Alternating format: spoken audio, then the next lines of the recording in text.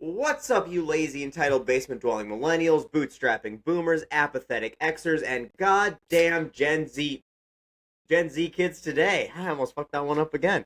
Not Uh, yesterday, today. I was getting Gen X and Gen Z mixed up there in my head for a second, but I've been out fishing all day, so you gotta forgive me. I didn't catch all but one perch, but I did catch a buzz. So, I bet. um, Called I something. bet. Hmm.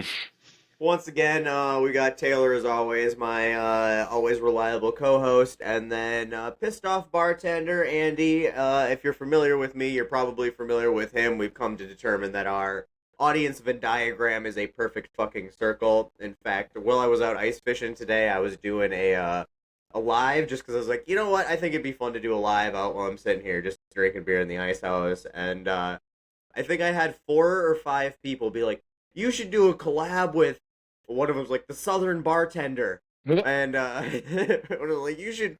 I'd love to see a podcast with Pissed Off Bartender. I'm like, well, fun fact, already done one. Also, we'll be doing one again very shortly. So Keep doing them. yeah, he'll be a common reoccurring guest here. But we're we're again just everything feels like it needs to be winged in the state of the world lately, and we haven't been putting a whole lot of forethought or effort into the structure of these podcasts like we did when we got started because it just doesn't feel appropriate for the hellscape that we live in. It just you can't plan things in this world anymore. Content by the seat of our pants around this some bitch.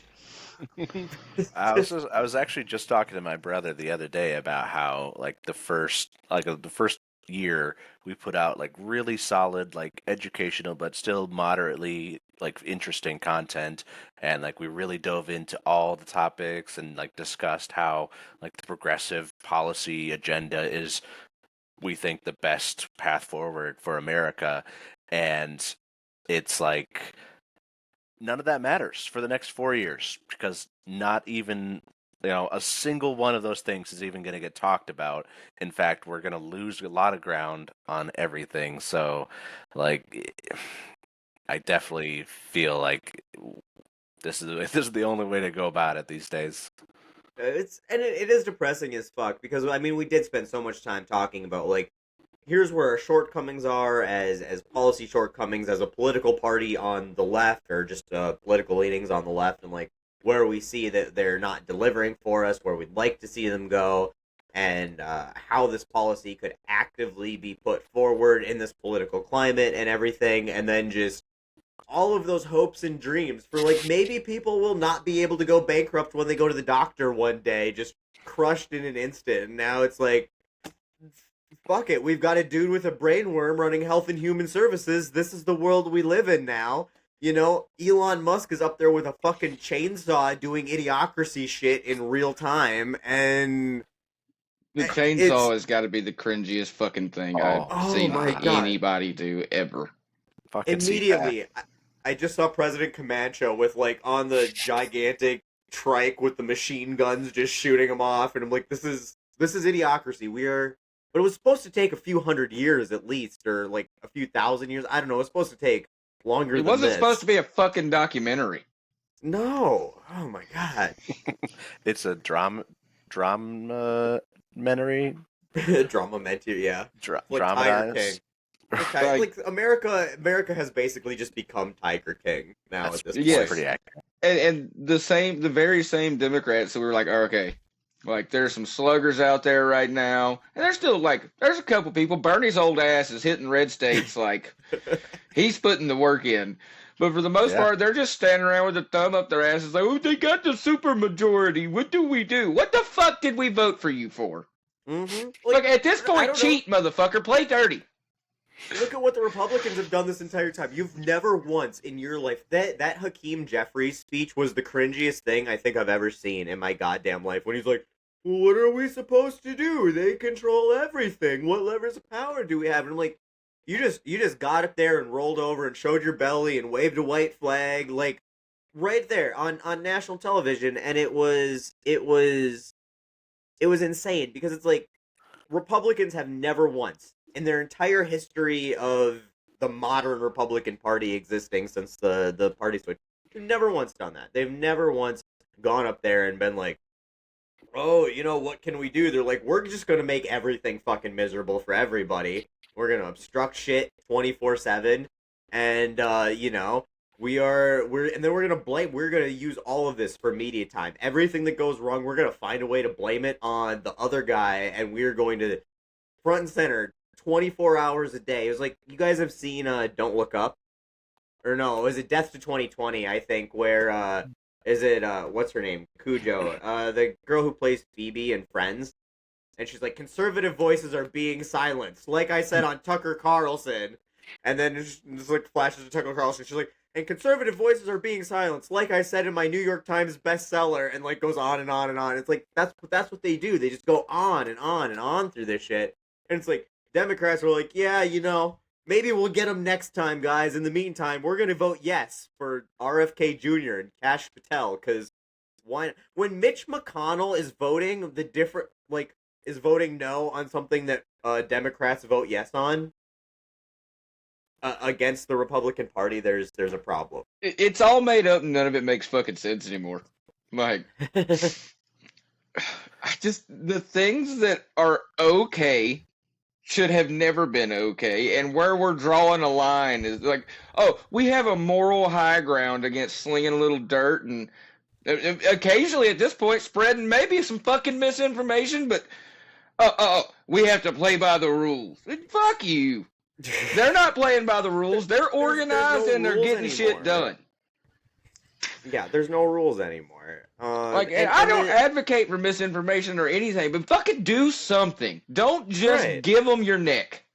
Mm-hmm. Just go up there and be obnoxiously annoying. Drag your feet on stuff. Filibuster. Just vote no on literally everything you can vote. There was no excuse for any Democrat. I was even a little disappointed that Bernie voted to confirm at least one of Trump's appointees. Didn't he do Marco Rubio? Yeah, it might have been Marco Rubio. I don't remember, but no, I don't understand. Like, I get that in official terms, technically, Hakeem Jeffries is not wrong, but that's not the only part of your job, man. Like, your job is to bring constituents into the fold and make them feel like they have a voice, and your job is to make sure that they understand what's actually happening in your government. And what's happening in your government right now is completely asinine. There are a million things that you could bring back to them and say over and over and over again, this is a lie, this is a lie, this is actually really bad for you, and this made absolutely zero sense and will never happen. So you have all the ability to bring light to the things that are happening that make zero sense, and you're just like, well, I guess we should just throw in the towel because I'm gonna collect a check for the next 4 years and fucking do absolutely nothing but tell you keep hope alive for the next time we might get a chance to vote. Right. Yeah, and that's the frustrating thing there too is like they've seen the effectiveness of people like Jeff Jackson. As much as I was frustrated as he became a sellout with the TikTok stuff, like they saw how even just going there day to day and getting in front of people and being like, hey, this is what's going on in real time from the people behind the scenes, like the response that had. Millions of people were interested in a fucking congressman from North Carolina, a freshman congressman from North Carolina. Millions of people listening to him. Nobody had that kind of profile that early in Congress, probably ever. And it's like, why are you not doing that? Like, why are you not getting out there and just being like, this is the shit that's going on. This is what's going wrong. This is what's happening. This is what we're trying to do to stop it. This is what the next steps might be. People respond to that, and they're just like, no, can't do anything. Just gotta vote for RFK Jr. to give kids raw milk and ivermectin now, because that's the world we live in, guys. Sorry. Now, what I will say is, and I've noticed this over the week, I mentioned it before we started, the ignore and keep trucking attitude of the right, mainly like Abbott, my own Meemaw Ivy, all of them, is starting to bite them in the ass with their own constituents. And I've seen it with this school voucher system. Like, for some reason, even though I'm in Alabama, Abbott's Facebook posts pop up in my shit because I still have a Facebook for like friends and family, right? And since Facebook is a cesspit of political bullshit and ads these days, your timeline is nothing but like somebody you don't know, some random AI influencer, and something 9 states away before you see your next friend's post. Well, I get fed Abbott. To be fair, there's only like 3 or 4 relevant Republicans in the entire world, right? Like it's Donald Trump, and then it's Greg Abbott and DeSantis, and they're like fighting for relevance, and they just like speak for all Republican governors. I don't even know who the fucking governor of Alabama is right now. Oh, okay. We're going to detour real quick. I need to introduce you to Meemaw K. Ivy, the in-the-closet ass lesbian who runs this fucking state, who had a woman living in the governor's mansion with her till like 4 years ago when cameras started constantly pointing her fucking way, who has done her absolute goddamnedest to shut down anything to do with that community in this state, and makes all of her motherfucking money off for-profit prisons. Our state is run by a fucking slave labor profiteer. Roll Tide.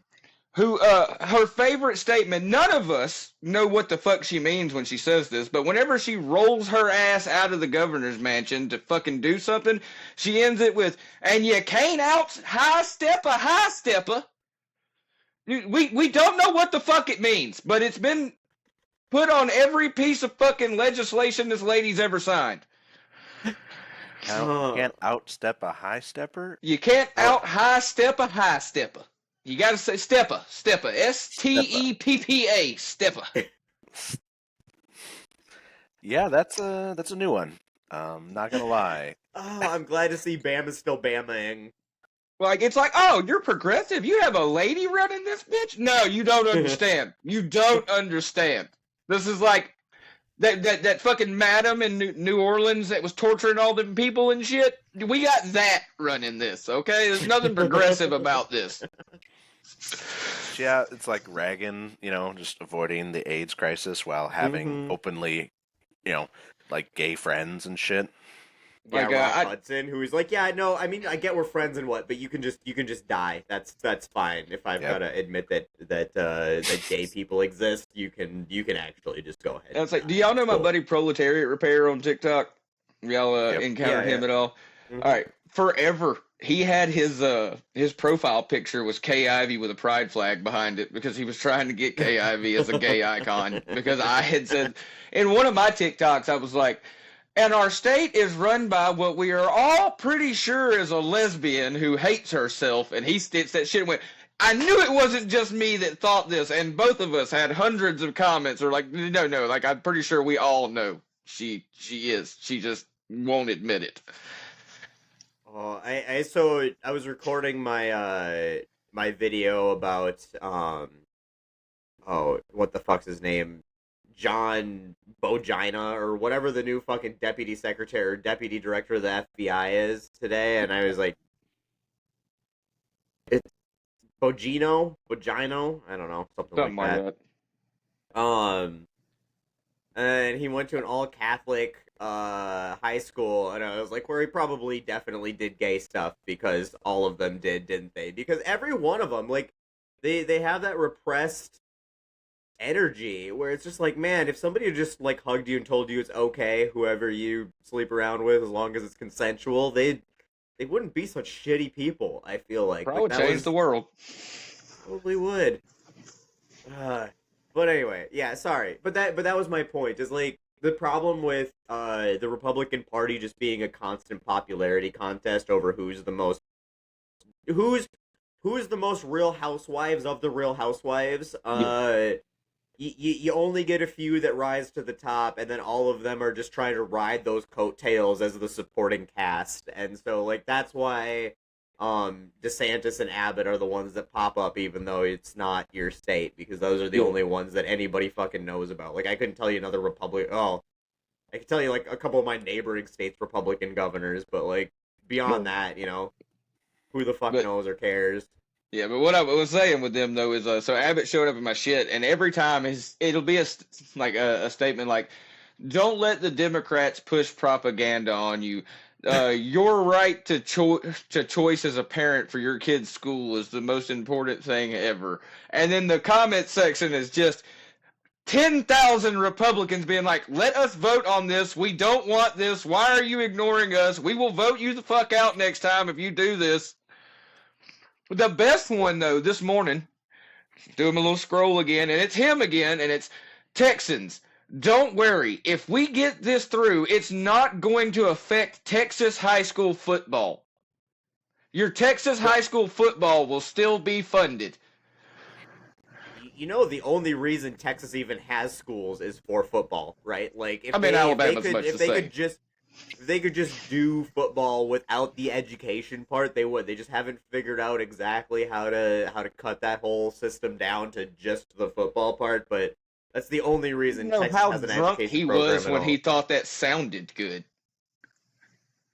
Don't worry, we're going to gut your public school system, but your big giant ass kid will still be able to get 9 concussions this season pushing a ball down a field. You beat me to the joke.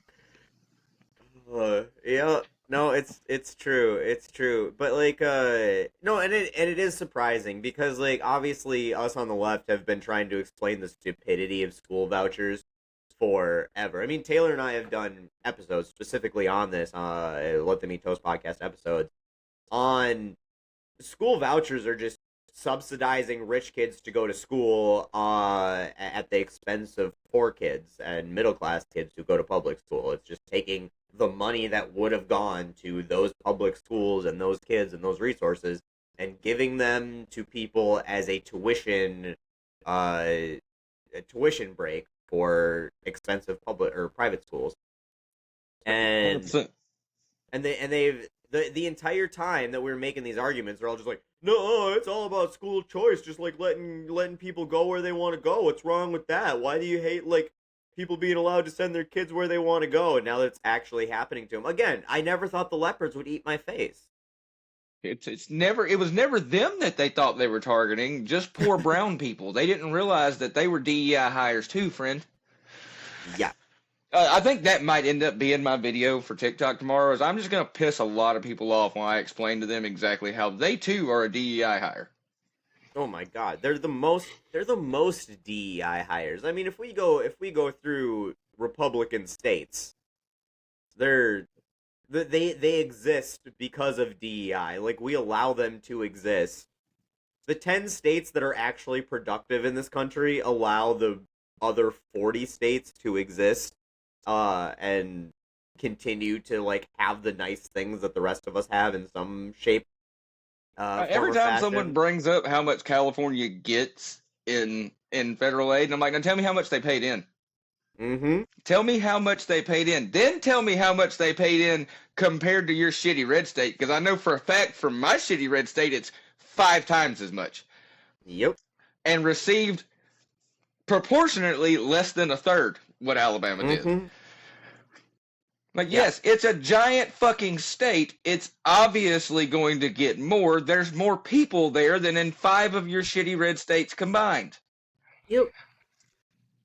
And it's letting crazy my mods know I'm running a little behind from my stream. And it's just crazy to think that like you like these states, all of these donor states could exist on their own. Like, these could be a European country, basically. You know, California, New York, even Minnesota. Our state is, I think we're number 10, but we contribute substantially more than we receive in federal aid. And they're the ones that are always like, oh, well, look at these blue states with all their welfare queens and everything. And it's like, again, we're paying your fucking bills down here. What are you... If your Republican government was so good at balancing a budget, why are you needing our money? Because we would happily keep it. Believe me. There, like you said, about 10 states that could be hundreds of years into the future with how they could allocate their money if they weren't holding 40 other fucking states up. Yep. Mm-hmm. But yeah, back to school vouchers, and again, like I think we've all been seeing it now, where a lot of these Republican representatives, governors, and congressmen are doing these town halls where their own constituents, the red-blooded Republicans who voted for them are now pissed because they realize they're losing their Social Security and their welfare, or their Medicaid and their Medicare and their farm subsidies, and now the school voucher programs are getting pushed and passed that are, again, taking money away from their kids.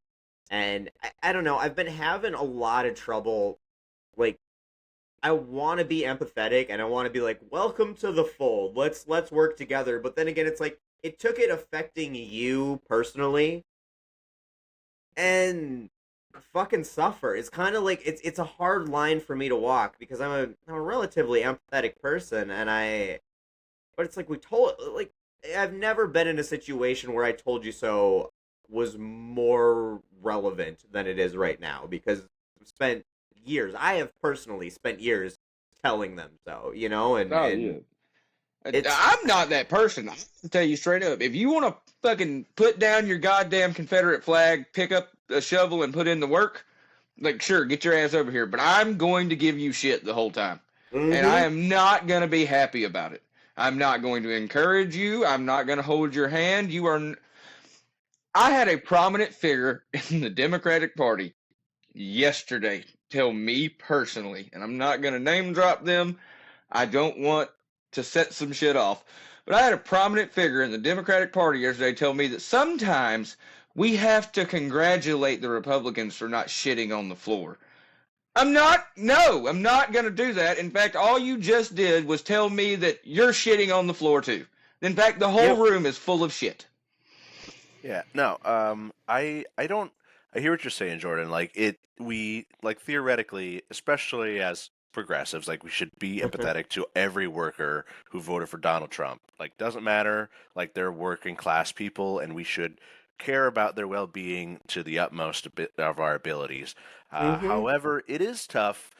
Like, just saying you were wrong is like a step in the right direction, but to me, like, you should have to, like, go to a single march for, like, against any one particular thing that is hurting, working class people before I think you're, like, quote unquote forgiven. Like, like, you have to do none of us are the arbiter of what puts you on the right side of history, but I know about what you got to do for me to be like, okay, you can stand beside me and not get your ass to the end of the line and, like, fucking go catch rubber balls or something. I don't know, but you're not standing beside me.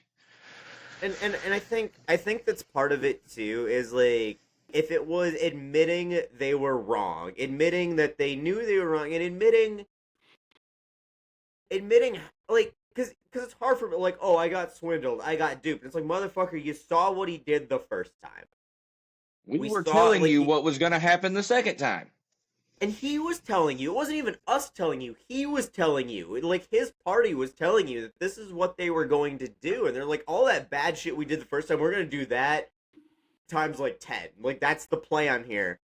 And you all still voted for it. And then, like, a lot of them still are not willing to be like, yeah, I was wrong. I fucked up. I'm a dumbass. Like, just, that's what I want to hear. Like, we're not worthy, that kind of shit. You know, like, I want to hear some real, like, some real remorse, and not just the, oh, this is fucking me over personally, because, like, that was not the thing. Buyer's remorse. Buyer's remorse doesn't count. Because all of us sitting here are in the same boat, right? We're the least affected. We are straight white men. Oh, absolutely. Like we have skated by, and the reason we fought the way that we fought, going through all of this, was because we knew it was going to affect people that can't fight like that can't use their voice without the repercussions that we can do.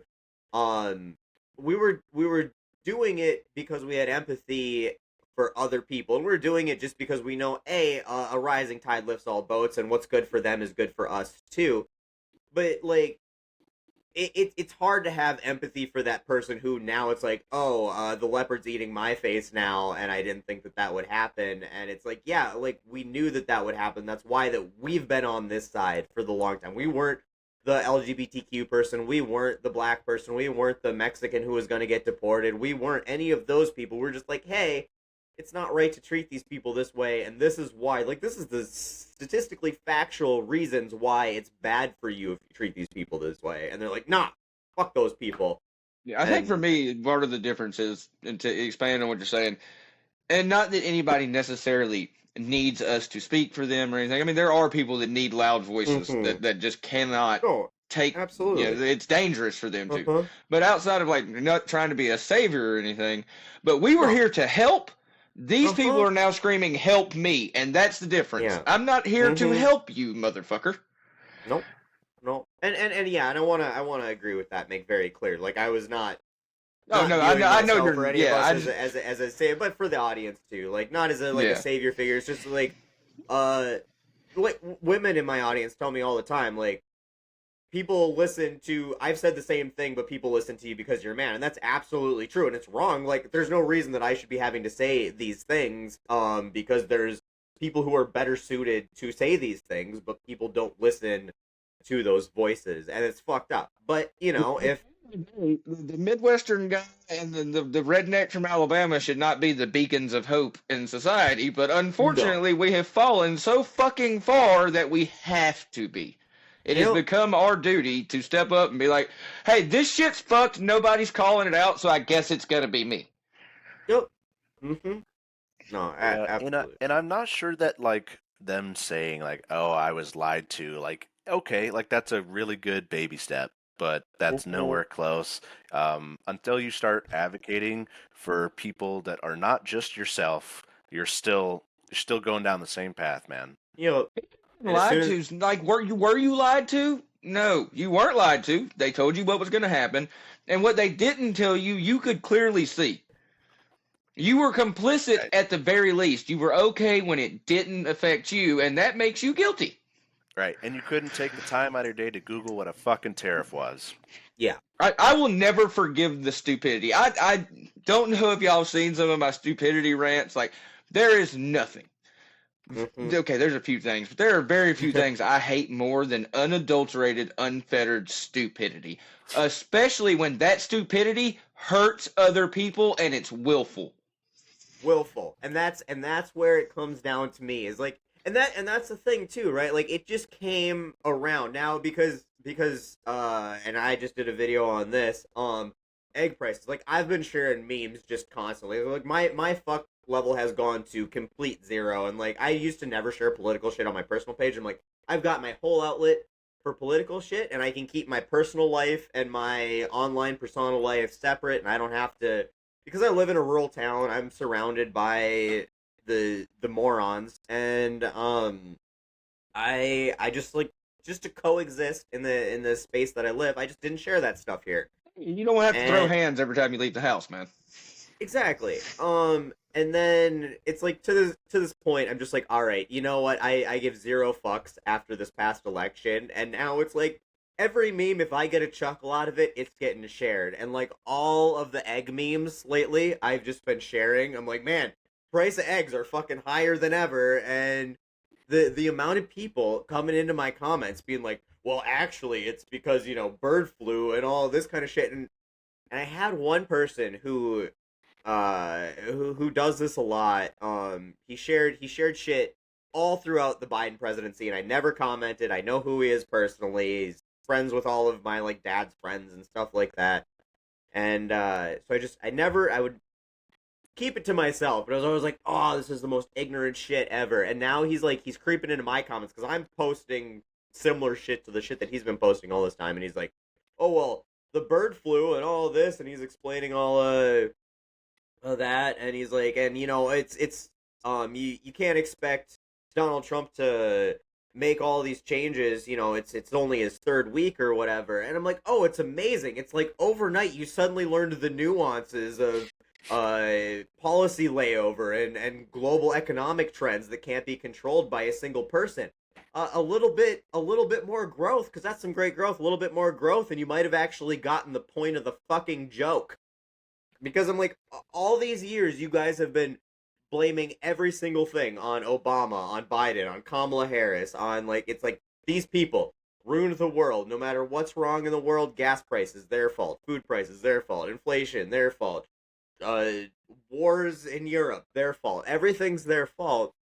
And now suddenly it's like, your president, who said he was going to fix everything day one, hasn't done shit but make everything worse, and we're making fun of it, and now suddenly you want to talk about these nuances. And it was like, no, we're just going to make fun of you about how everything's fucking worse, because we tried talking to you about these nuances for fucking years, and clearly you have the capability of understanding those nuances, and you chose not to.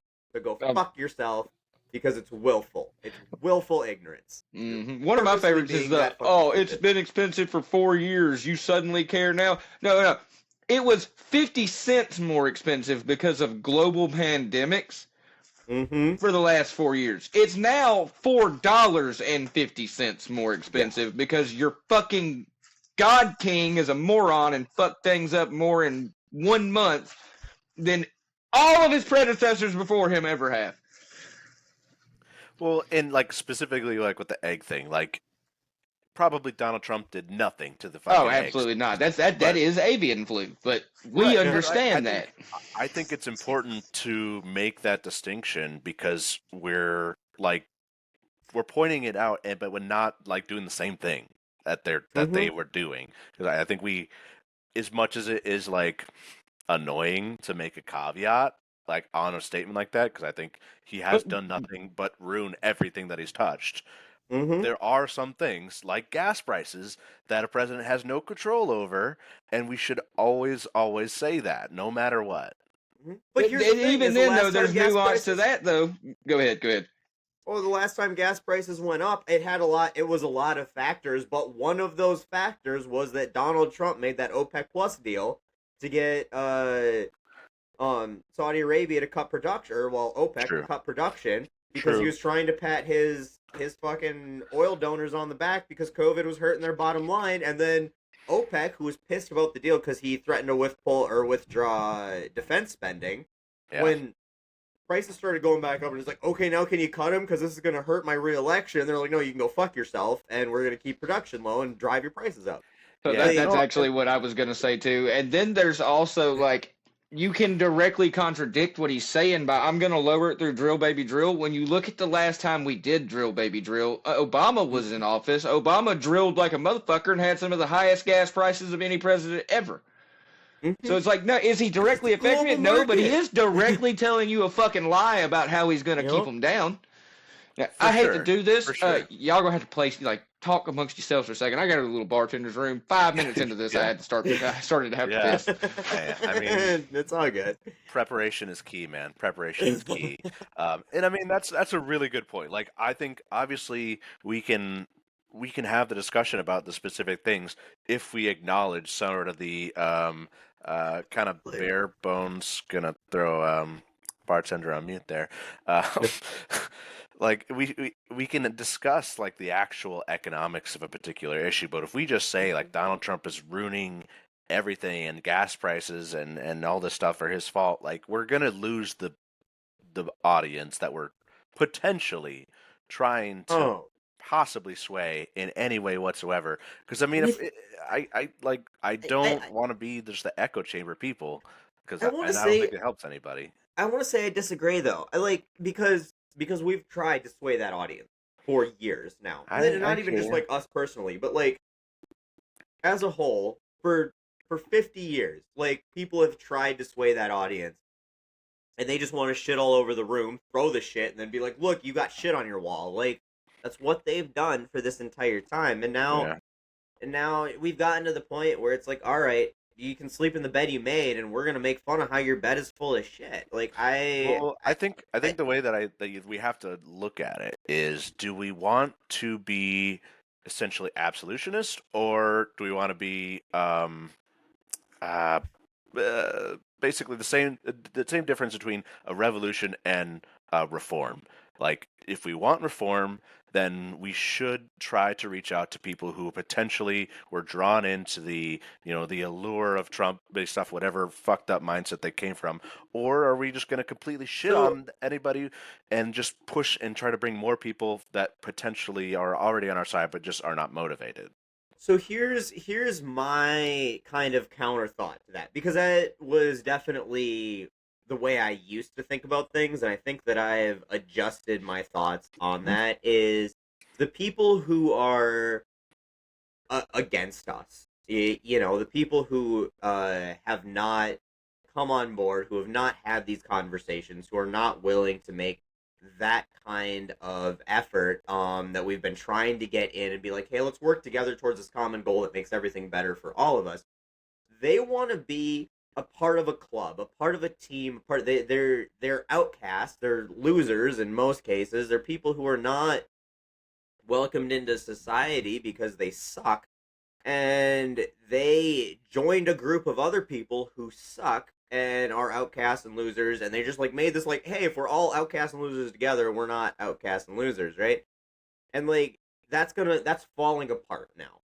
And I don't think coddling them is the answer. I think making that group that they're a part of be the outcasts and the losers is going to make them, and maybe they'll never admit they were a part of it. Maybe they'll try to downplay it, but like making it be like, this is the cool, this is the in group, this is the group of people that other people want to be a part of, is where we want to be. And I don't think that like patting them on the back and coddling them into that is going to work. I think it needs to be shaming them for being a part of that and being like, you need to be cool enough to be with us. And that means not being this fucking douchebag who voted against all of our best interests because you wanted to hate trans people. Like, and maybe I'm wrong on it. I don't know. I just don't fucking care anymore about how they feel or what they think. Like, you either accept that you were a piece of shit and you grow and you learn from that, or you're a piece of shit still.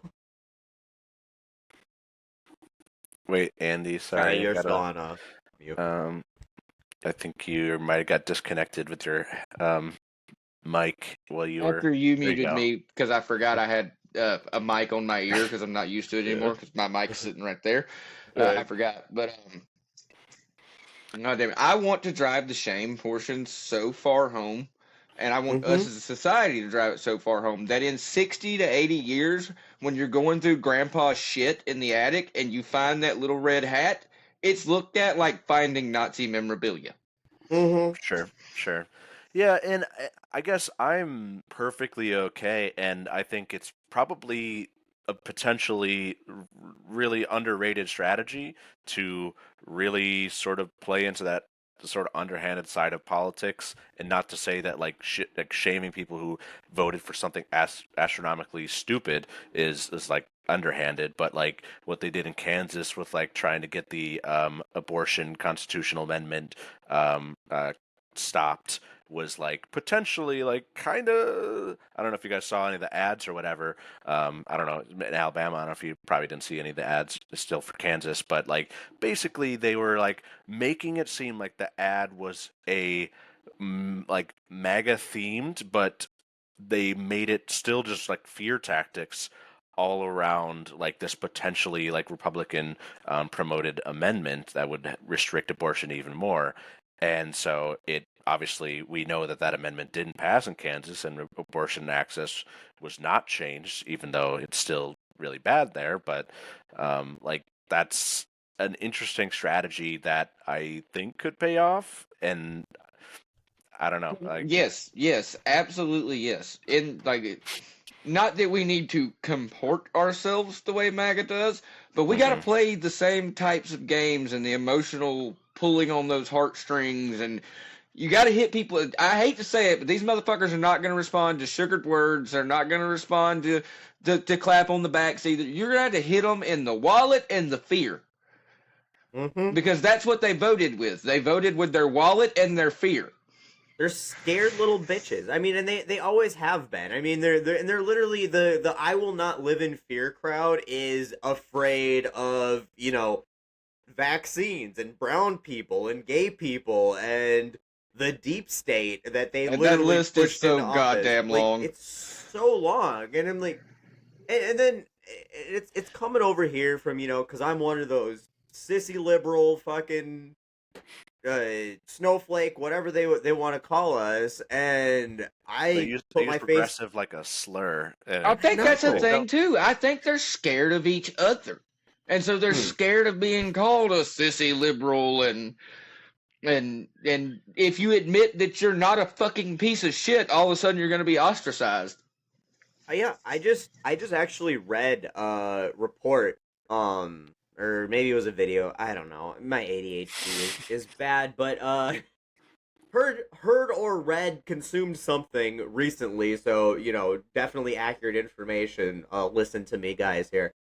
But Republicans in Congress, in theory, should not be going along with everything that Donald Trump's doing because Donald Trump is stripping them of their power, right? Like, uh, Republicans in Congress in the House and Senate have the ability to approve nominees, and it's not unheard of. In fact, it's very common for people within their own party to block nominees that they don't think are qualified, they don't think hold the brand correctly, they don't think whatever. Um, it's really common for them to stand up against policy against the executive branch that they're not on board for because it's going to hurt them within their own districts, which is what we're seeing right now. We see lots of backlash for Republicans within their own districts. So it's weird that all of them are going along so exclusively with just whatever Trump tells them to do. We've never seen a Congress this beholden to the executive branch before because, again, everybody wants their own power, right? The whole basis of the separation of powers is that everybody wants to maintain their power and get more power, and it's that back and forth. And for the Republicans to just sit there and hand their power on a pillow to the executive branch is insane. And they're apparently behind closed doors, off the record, a lot of these Republicans are saying they're literally afraid for their lives that they will be assassinated either by Trump's fanatical supporters or by this deep state authoritarian government that he is creating around them.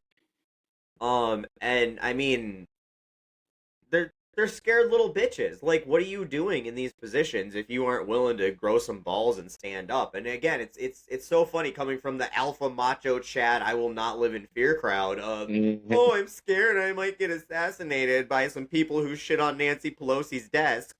Like, Jesus fuck, these are the cuntiest people on the planet. Well, But yeah, every single one of them supported Trump's candidacy. So they have no fucking excuse. Nope. Nope. None at all. All right, I'm gentlemen. with you. Give it a scorched earth. This has been an amazing conversation, but it is about time old Pissed Off Bartender got to wrap things up. All right. Well, Sure, we sure. appreciate you guys hanging out with us today here in the comments and whatnot. Sorry we didn't spend a little bit more time going through them. But it always gets a little interesting talking to Pissed Off Bartender here.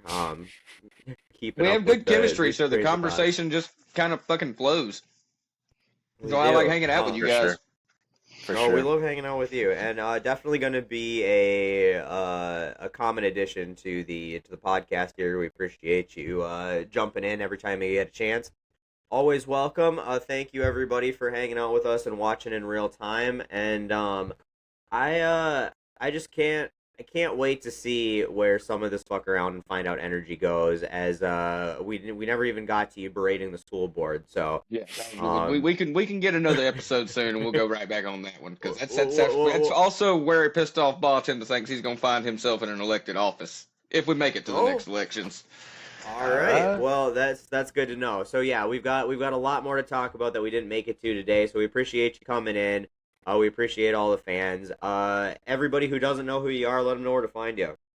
Pissed Off Bartender on every platform except Meta. I have an Instagram, but I don't use it anymore. If you just want to go find it, it's Pissed Off Bartender, but the last E is a 3 because someone beat me to it there, of all places.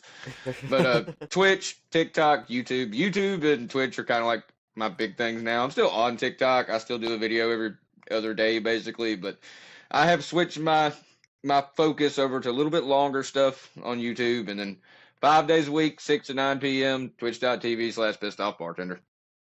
That's where all the real fun and the smokery and all that good stuff takes place. That's Pissed Off Bartender at night. Yes. Well, I mean, that's Pissed Off Bartender 24/7. That's just the only place I can do it on camera. Right. All right. Well, yeah, we appreciate you always jumping in here. Yeah, go ahead, Taylor. Absolutely. Thank you so much, for especially on a little bit of short notice, and appreciate anybody tuning in on the live. Feel free to subscribe, hit the like button on YouTube for sure. We appreciate any of the subscribers, any members on the YouTube membership. Just check out Jordan just got a Substack if you are a Substack user. Otherwise, we have a Patreon if you would love to support us financially. Otherwise, just sharing and liking and commenting is really all we ask. So appreciate everybody's support. And we got merch, offjawaggon.com. You can get Let Them Eat Toast merch. You can get my merch. You can get these awesome sunglasses as well. So buy our stuff. You know, it helps. We're poor people. But no, we love y'all. And we will see you next week. That's right. See ya.